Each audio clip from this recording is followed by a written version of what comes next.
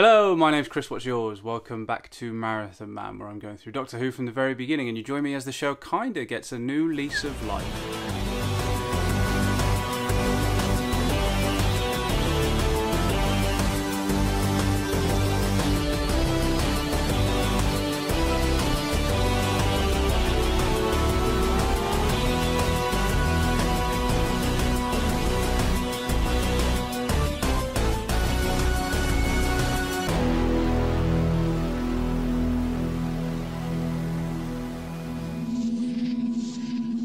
After the more overt, in-your-face bonanza of a birthday year kickoff that was the Three Doctors, comes a slightly more considered affair. You know, if bitchy blue customs officials, an enormous hand picking up the TARDIS and giant death slugs could be said to be considered. Thing is, when it comes to Doctor Who, that sort of thing is usually window dressing anyway, of varying quality. Now, I do think that the Drashigs are effective Doctor Who monsters with their sheer size, their design, and their alien-sounding roar. It's just that they're not the biggest part of this story. My point is that the monsters aren't the most important thing. Certainly not with the Three Doctors, and certainly not with Carnival of Monsters. What makes this story stand out, as with a lot of Doctor Who really, is the approach taken. It's the first adventure since the Doctor has been given his freedom. The show has theoretically snapped back to how it was back at the very beginning, with the added benefit that the Doctor should now be able to accurately pilot the TARDIS. So we get an adventure out into the stars which isn't manipulated by the Time Lords. But the beauty is that the show doesn't simply snap back into place how it was way back when. No, instead we retain the relative maturity of the show at this point in its life, even though I don't think the last two seasons have been quite as mature as season 7. And it applies its more developed sense of humour to the show's earlier format. The first jaunt since the Doctor's exile has been lifted becomes not really a back-to-basics approach, more an almost forensic examination of the show itself. The cosmetics of the story seem to sometimes belie the intelligence of the script. There are moments here where Robert Holmes cannot resist but show us how clever he's being, and those moments happen rather than coming across as smug to be delightful. First of all, because I believe them to be earned. I don't think Holmes is just smugly declaring, "Aren't I being really clever here," without merit. And second of all, they kind of confirm my suspicions that everything that happens in this story is intentional. And so that's why I end up enjoying Carnival of Monsters on the level that I do. I know that what I do for a living probably colours my opinions on this a lot. It's just that I have a long-held conviction that humour is vastly underrated as a storytelling device. Sometimes it's merely taken at face value. Jokes make an audience laugh, and so they think, oh, what a nice diversion. When what they actually do is sometimes serve a much greater purpose. Sometimes they inform everything else that's going on in the story. A laugh can make a subsequent shock more shocking and a subsequent tragedy more tragic. The balance of light and shade is really important, and the use of humour, though greatly appreciated by everybody as a source of fun, can sometimes be overlooked and not get its fair props when it comes to being a important contribution to a whole. I may not be making a lot of sense, but I think what I'm trying to say is that yes, jokes are jokes, they're meant to make people laugh. But in terms of a storytelling tool, sometimes they have other purpose as well, and that is, like I say, to offer light, to offer shade. It brings balance to the force. The thing I find most impressive about Carnival of Monsters is that Holmes seems to have constructed it almost entirely out of humour. Joke follows joke follows joke, and they all coalesce into a wonderful meta-examination of Doctor Who itself. Sure, you could see it as a fun adventure in a miniscope with the threat of Drashigs escaping and wreaking havoc. It definitely works like that. And if that were the only level it worked on, it would be a perfectly serviceable Doctor Who adventure. What elevates it, in my opinion, is that the many layers present give it such texture and body. There is an example I always use to try and demonstrate this, and it feels like it was Holmes's intention to have people tie themselves in knots trying to do so, which is another reason why I love Carnival of Monsters. I'm about to discuss, likely at too much length, probably my favourite joke in all of Doctor Who, but before I do get into it, I just want to make one thing clear. Pertwee and Manning excel themselves in delivering it, and for me it transcends into a genuine thing of beauty, and I can never fathom why this particular clip is never shown in, it's not like a go-to in Doctor Who retrospectives, because I really do think it should be. As utterly and completely perfect as they are, the credit for this, what I consider to be a masterpiece of writing, lies squarely with Robert Holmes. It's a fairly simple joke, elevated by a master into something which, at the same time, perfectly distills the Doctor-companion dynamic, crucially drives the story forward at the same time as also being funny. It works as a joke, a plot point, an epiphany, and a reinforcement of the two lead characters' shared dynamic. Put simply, I consider it to be the best bit of writing the show has seen so far.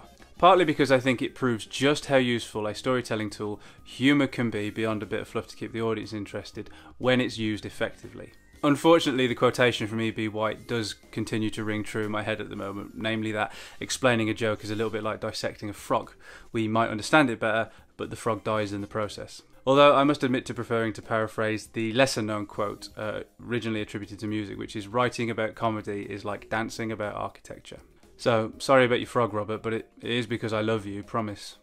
Crawling through the miniscope, steadily pursued by the dreadnought-like Drashigs, the Doctor and Jo take stock of their desperate predicament, and the Doctor readily concludes that they have to think laterally to get out of it. Explaining what laterally means prompts her to take him at face value and take the term lateral thinking literally. She then begins thinking literally about approaching the problem sideways, and in doing so discovers a solution to their problem. Jo thinks she's thinking laterally. Technically she is, it's just that she's doing it literally. Absolutely bloody brilliant. Within that, you have them finding a way out of their predicament and being able to push on forward to the story's conclusion. The Drashigs get closer and closer to escaping the miniscope. There's a funny misunderstanding about literally and laterally, which works both literally and laterally. And it puts the Doctor and Jo's relationship under the microscope and emerges as a beautiful deconstruction of how they work together. The Doctor's the clever one, Jo not so much, but still bright as a spark. What is then also so wonderful is that it's Jo who ends up being the one that arrives at a solution. It's an absolutely perfect couple of minutes. Had this been in one of the Hitchhiker's books a few years later, I honestly think it would have been one of the most quoted sections. But Adams didn't write it, Holmes did. And it wasn't in the Hitchhiker's books. It was tucked away, humbly and quietly, in a 1973 Doctor Who serial. It's still solid platinum though. And that is just one example. That isn't even going into how metatextual the whole thing is in its approach to Doctor Who. We have the aforementioned bitchy blue customs officials who work as a comic slant on a Doctor Who alien race, and I even think the poor makeup may be deliberate as a result of this. But beyond being a slight pastiche, they have genuinely funny dialogue, which again drives the story forward to its finale where everything goes apeshit. In the last couple of seasons, Doctor Who sort of reconfigured itself to fit its militaristic, earthbound setting into which it imbued politics and more serious science fiction ideas. Now back wandering time and space, it uses that outward gaze that it developed and turns it back in on itself, looking at the role of monsters and violence and the size of that role the programme gives them. How an eccentrically dressed alien beams this kind of stuff to viewers on a regular basis. It then proceeds to argue that this is what people want, and in discussing this, gives it to them as well. The genius of this story lies in how literally it presents Doctor Who asking questions of itself. Placing the Doctor and Jo in the miniscope while several of the supporting cast watch them on a screen having their adventure is hardly subtle, but Holmes is subtle in other ways. He piles on different layers until, exactly like my favourite bit in it, the whole story works on two levels. Literally and laterally. Even when it's looking at the fictional traits of the show as well as the real life perception of it, it is directly on point. Inside the miniscope, the Doctor and Jo have a fairly standard sort of adventure. They're being chased by big monsters and there's the problem of time repeating itself on the ship. Outside of the miniscope, the machinations of the Blue Bitches seem far less grand than the immediate problems the Doctor and Jo are facing on screen. But the warnings are there, in what they are watching, and if they're not careful, that will come back to haunt them.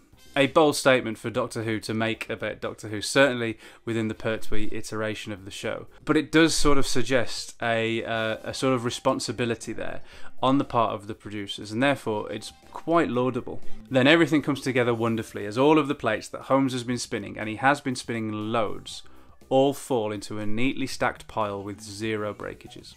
The most glaring example of what Holmes is up to though, the cliffhanger, where oh so cheekily, that massive hand picks up the TARDIS and plonks it elsewhere. What else is that but demonstrating how the Doctor's life is played with constantly, recently by the Time Lords, but forever by those who write the show. Literally and laterally. I have always enjoyed it, but I don't think I'd actually noticed all of the separate and disparate elements at play until relatively recently. Elements which, by rights, should contradict each other, but actually end up fusing together to create a brilliant piece of work. That it works so well as a run-of-the-mill story has always seen it through for me, and it does hit the correct beats of a Doctor Who serial while at the same time breaking the rules. The Doctor flinging his moral outrage at Vorg is him at his best, for example. But I'd not been looking hard enough, and I'd been missing out on some real treasure. 337 episodes down now, that is a lot. I should be bored, but I'm not. Season 10 has had the strongest start to a season since Pertwee's inaugural year, and I am delighted. In its 2 stories so far, Season 10 has massaged my brain and my heart.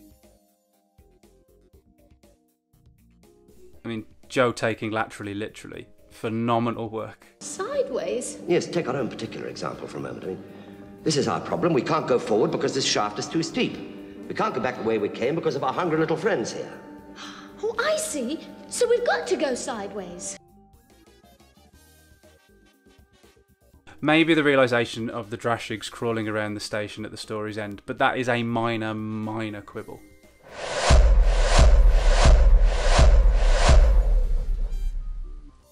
As ever, thank you so much for watching. If you enjoyed this trip through the miniscope, then you know how YouTube works. Please do give it a big old like and share it like crazy.